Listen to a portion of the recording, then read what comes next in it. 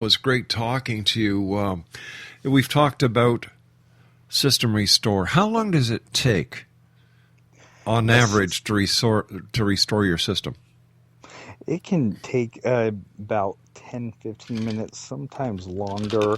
And if you have a Windows 7 computer or Windows Vista computer, you just have to click in Start and type in Backup and Restore, and it will bring up the Backup and Restore Center. That way, if you have Windows 8, one of the rare neat features is you can just type BA, just start typing the word backup, and it will appear. But that's about one of the only good things about it.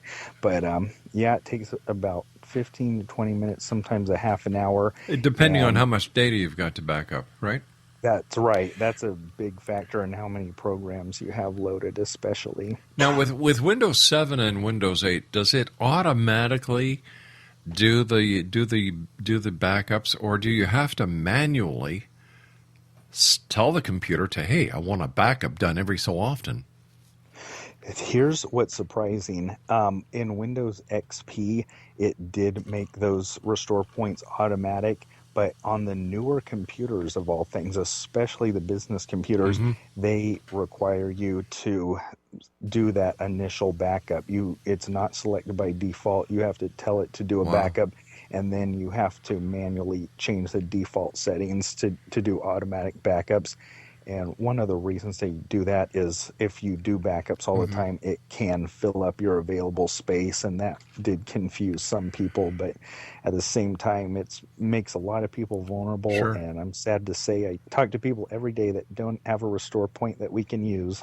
So Corey, can you actually use a book drive to put your restored data on, so that the next the next restore point is overwrites the first one that you've put on the book?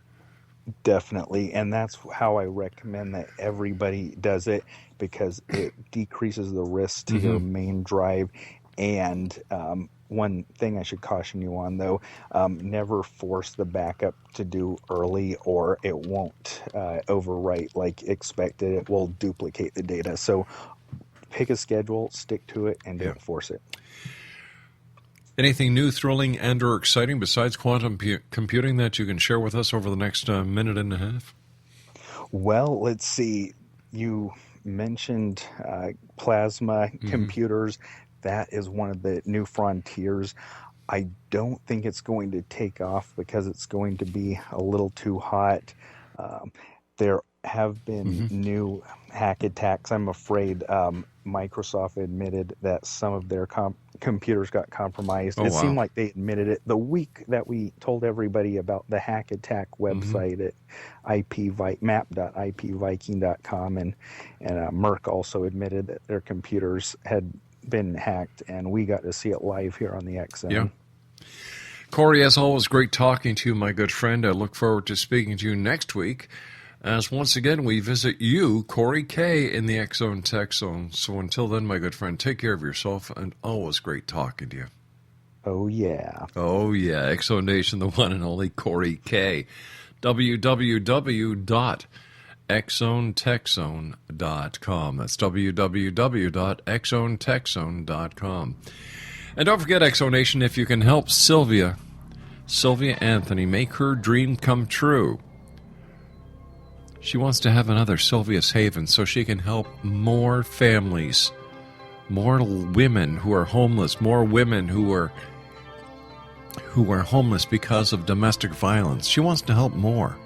We're trying to raise $300,000 on Indiegogo. Visit www.sylviasdream.org.